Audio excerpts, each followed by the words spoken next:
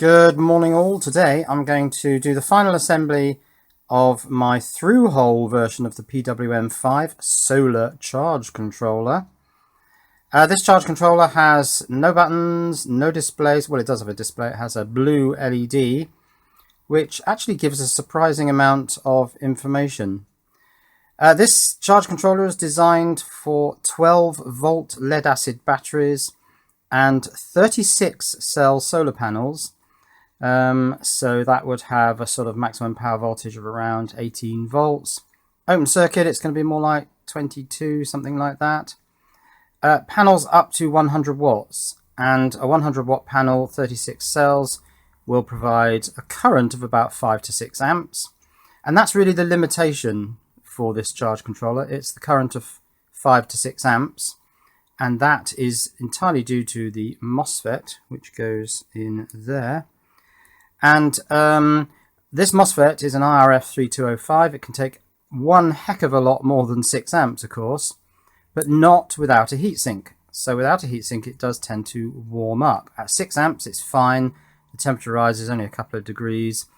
And when this thing is packaged, it can emit that heat without the internals getting too hot. So that's why it's rated for 5 to 6 amps.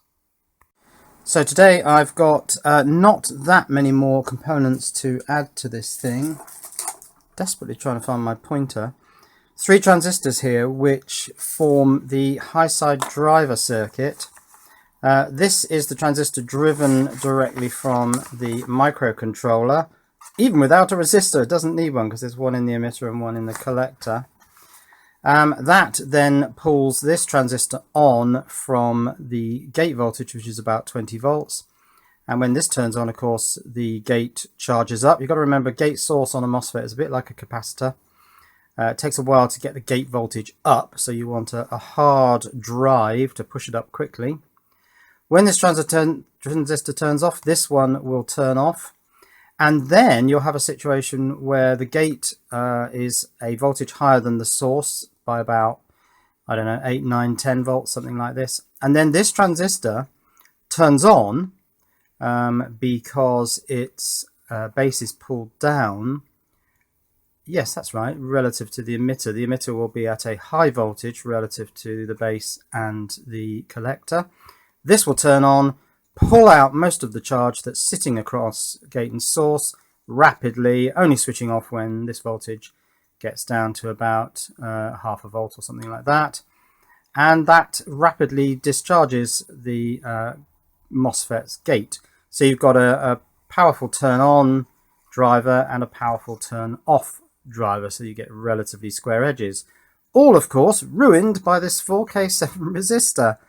But that was done for a very specific purpose, and that was to reduce those very hard square edges that cause electromagnetic radiation interference.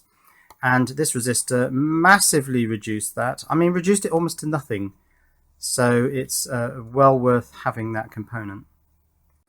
So I need a 2N3904 and a couple of 2N3906s, a 1N4148, and a 4K7 resistor 8th watt, which I don't have. So I'm just going to shove a 10K resistor in there because it should be fine. Because into old days, this base resistor, gate resistor used to be a 10K when this was an IRF3205. Now the IRF3205 was swapped in because it has a lower on resistance, so it wouldn't get as hot. But it has about twice the capacitance across gate and source. So I lowered the value of this resistor to drive the gate a little bit harder. It's probably going to be fine with a 10K. It's just kind of slightly softer edges. That might mean it gets ever so slightly warmer. So you really should use a 4K7. But I think a 10K will work. So the transistors, the diode, these are the 10K resistors left over from when I was using the IRF3205 MOSFET, which I believe had a 17 milliohm on resistance. This one has a 8 milliohm on resistance. All quite old components relative to these days, of course. So let's bend these legs so that they'll fit through my moderately splayed holes. So we've got some good weather coming up. June has been a total washout so far, but we've got a little mini heat wave coming. I know Central Europe has a major heat wave. We don't have that. We have a mini heat wave. Saturday's going to be 31 degrees, 32 maybe. Very nice, very pleasant. But then Sunday back to sort of 25 or something. Not very exciting in the UK, but then maybe it's a safe haven against climate change. Who knows? Right, let's put in the 3904. If you believe in climate change, of course, you might think it's a hoax. I believe in it, because I tend to go with scientific fact, not hearsay and newspaper reports. I've just realised that while I was babbling on, I've been putting these in the wrong board, because that one actually isn't as thoroughly populated as this one. So let's now switch to the correct board. 2N3904. In it goes. Push it in so that the legs splay out. Oh, that's a bit further pushed in than I meant, but whatever. So that it holds itself in for soldering. 2N3906 in there. Similar sort of height. And the other 2N3906, it's very close to it. Not for any particular thermal reason, because these don't get hot at all, but just for compactness, because I was absolutely determined to get this board down to 1 inch by 2 inches. And then femto is, well, this one is 1.1 inches by half an inch, but I've got a new one of these which I've got down to 1 inch by half an inch. Lovely round numbers. I like lovely round numbers. Now let's bend the 4148 diode and put that in. Where is it? There it is. And I've even marked the cathode, which is very sensible. And then, as I say, I'm going to put a 10K in place of that 4K7. And that's really it, apart from the MOSFET, which goes in there. And then the transient suppression diode goes over the top of the MOSFET's tab. I'm not going to put that in just yet, because that can go in last, because it's only really going to do anything if I've got long leads running into this thing that could pick up external interference, lightning strikes, powerful radio transmissions, that sort of thing. But the first thing I'm going to do with this is bench test it, so that's not going to happen, so the transorb can be left out. So while the soldering iron warms up, oh, it has warmed up.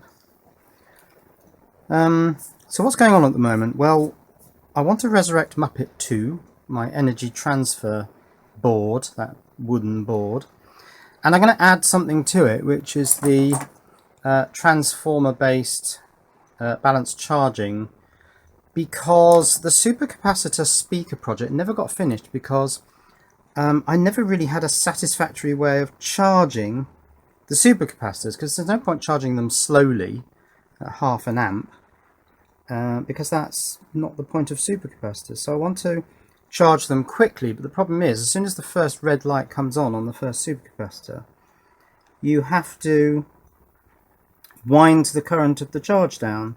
So it would need a special charger that starts off at a high current, and then as soon as the first capacitor reaches its maximum voltage, you wind that current down, and that's complicated. It would need, I don't know, an Arduino or something to control that. So I'm kind of thinking of playing with the idea of doing inductive based redistribution of energy between the cells of a supercapacitor pack, but in a sort of completely open loop mode at first. So I just want to add it to the Muppet project because it's relevant. The Muppet project transfers energy from one device to another, and if it's transferring from a battery to a supercapacitor bank, if those are either lithium batteries or supercapacitors, then of course you need some form of balancing, or it's very helpful to have some form of balancing. I can't get into these very well because all the 6 legs are so close to each other that I can't, my cutters, I can't see what I'm doing. I'm going to have to cut some legs off. The sun is coming around and it'll flood across this mat very soon. I'll either have to pull the blinds down or just get this all done before the sun comes round. So now, are you enjoying my power tool battery series? There's several reasons for doing it. I wanted to sort of do more mainstream stuff that appeals to more people. Obviously, that's what YouTubers do. But at the same time, I'm very interested in how these various battery packs do their balanced charging, their discharging, their various protections. That interests me. But if it's popular, and it's relatively popular, the first couple were, well, the first one I did was wildly more popular than my normal electronics videos, which is why I carried on with it. But since then it's kind of eased off a little bit, so I'm just monitoring it to see how it goes, to decide whether to continue or not to continue. Of course, there is a cost implication because I have to buy the tools, and they're quite expensive, although of course I'm buying low cost tools. Right, that's all the transistors in. So we'll see where that one goes. Vocoder, I've got a couple more circuit boards, I think, waiting in the wings to be revealed. There's a little board that drives the LED bar graph displays. There's the slew rate board, which is a mystery board, but it's a very easy one to test because it just produces an enormous square wave. So we can get that one on the scope. Right, this 10K, which is going in place of the 4K7, is a little bit tightly bent. I'm just going to have to ease that out. These came pre-formed, which was nice for the Veriboard charge controller, but it's a little bit tightly bent for this. But anyway, it's gone in. That's fine. Let's get that one soldered in, and then I can get the MOSFET soldered in. Now the MOSFET has two options for connecting wires. I can either connect them to pads on the board, which I think I'll do this time, or you can connect the wires to the MOSFET legs, but I think I'll just solder it and chop those off this time around. Right, let's put that there. Solder in my 10K resistor. And then I've got to get back to the 8-bit computer. I haven't really thought about that for a long time. I got interested in it for a reason the other day. I can't remember what it was. I'll try and think what that was. Oh yeah, I was thinking about the ALU and how I came up with the idea of using the multiplexer as an arithmetic logic unit, and the functions that provides are just sort of not random, but not chosen by me. They just evolved out of how that circuit works. It was just fascinating. So this MOSFET's been hanging around on my desk for ages, and I do sometimes think, I wonder how easy it would be to zap this thing, you know, with static on the gate pin, which is this top one here. But actually, because of this high capacitance between gate and source, it's probably quite difficult, because you'd have to put a lot of energy into this thing to raise the gate voltage up relative to source. So I think it's fairly immune from just being zapped while lying around on my desk. Now I've got to be careful. I've got to get this in relatively straight. I do have a hole there which I could put something through just to align it, but I might just put a crock clip on the end of the board. There was a crock clip on here, wasn't there? I wonder if I can just crock that into place. Yeah, that's probably fine while I solder it. So gate has got a thin track running from it because it doesn't have a lot of current associated with that. The drain and source, of course, have the full 5 or 6 amps of the solar panel running through those tracks, and I put tracks on both sides of the board to beef up the current handling on those tracks. Right, I can cut all 3 of those pins off on this occasion. I had to get very used to not cutting the legs of the MOSFET off, because the old one, those of course were my connection points, but on this occasion I can cut them off. But I'm so used to not cutting them off, it does feel slightly weird cutting these off. Okay, that's good. Now I need some wires to connect to my 4 connection points on the board. That can come off. And they are 2 grounds, which are here. So I'll have a black wire coming in this way to that point, a black wire coming in this way to that point, and then my solar wire yellow and my battery wire red. But before I do that, I'm just going to go outside because I want to show where these solar charge controllers are going. Oh, look at this, sunny and lovely. And of course the 3 solar charge controllers are for these 3 panels and the 3 batteries below. This is not an ideal shot, is it? Because the lighting's a bit strange. I was going to use this for my thumbnail because thumbnail images with repeated elements I find work. They seem to attract views.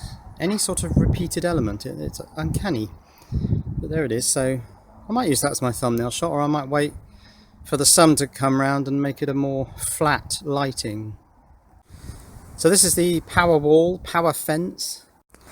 This is going to be the central store of energy from solar, and then that's going to be distributed out to that shed, to my covered area, my lean-to, and each of these satellite locations will have a battery or even a supercapacitor if the usage case is that you only have very short bursts of energy use. So heading the other way, got the original solar panel frame. That's going to be broken down now because the wood's pretty much knackered. And then we've got the area which I'm preparing for a new shed, which is going to go there on a sort of deck.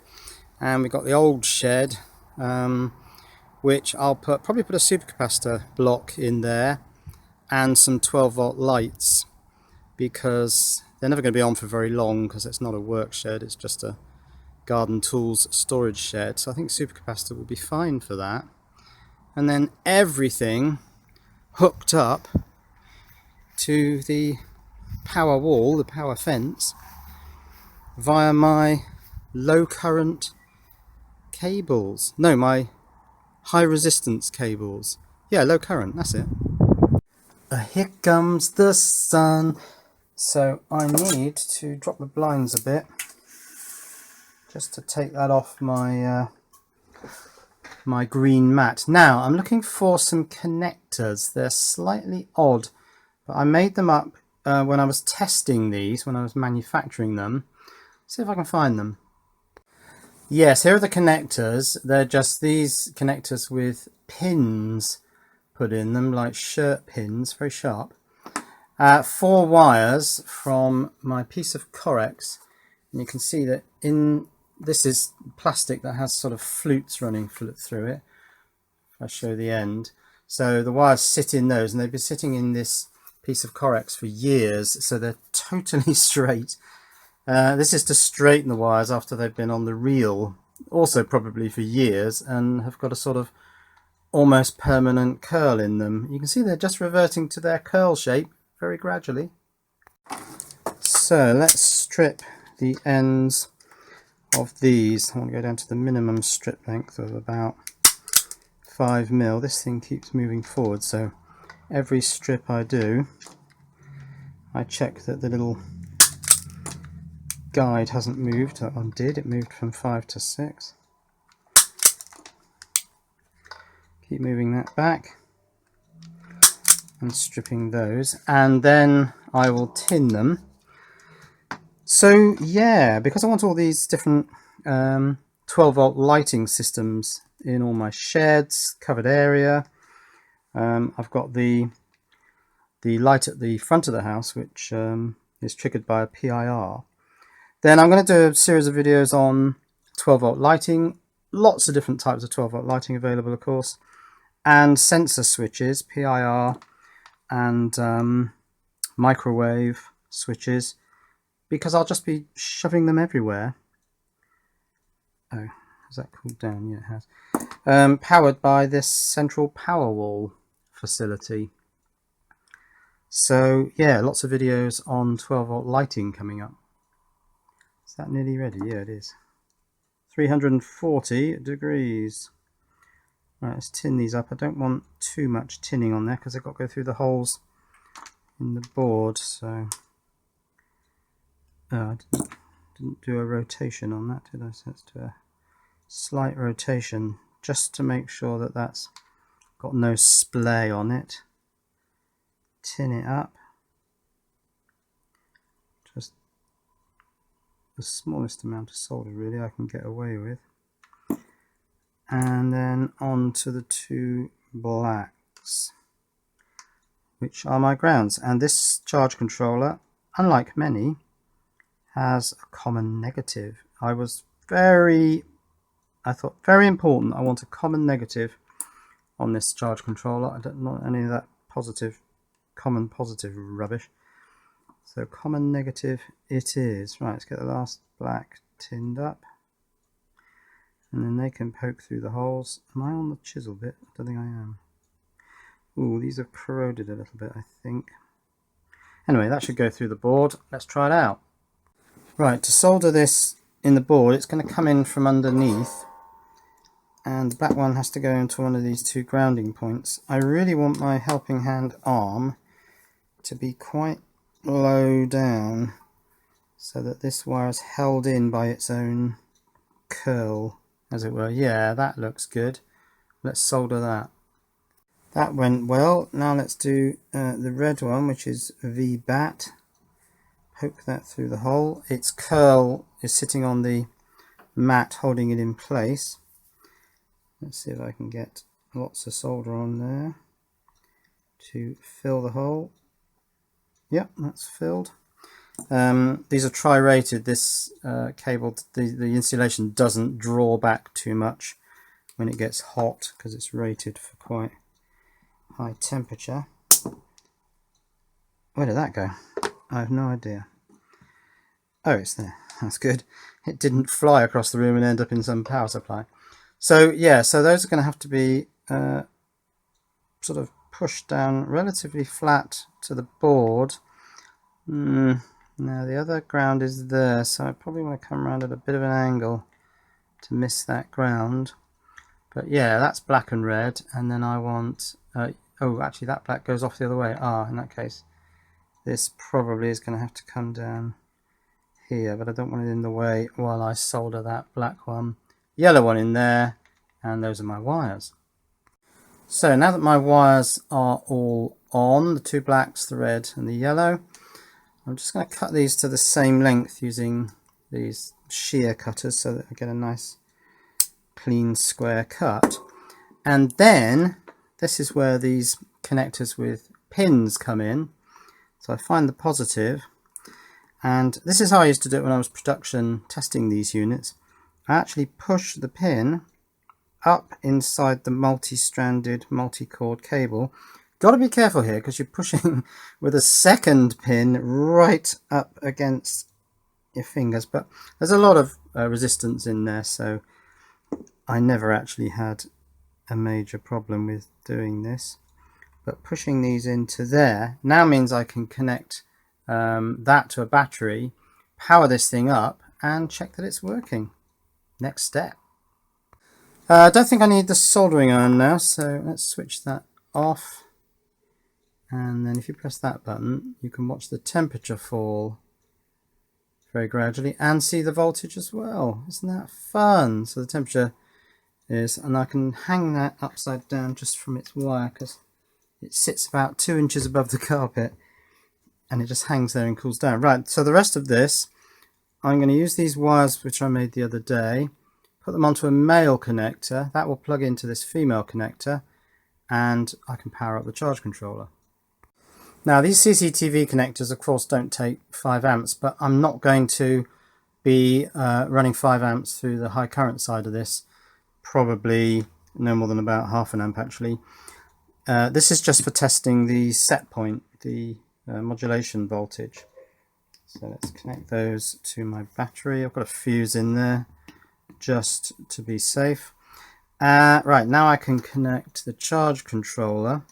Now I've just got to be mindful of where these two ends are because if they short together, then we put the full current of the battery through the MOSFET's body diode, and that's the end of the MOSFET. So we won't do that. Right, so I should be able to connect this on.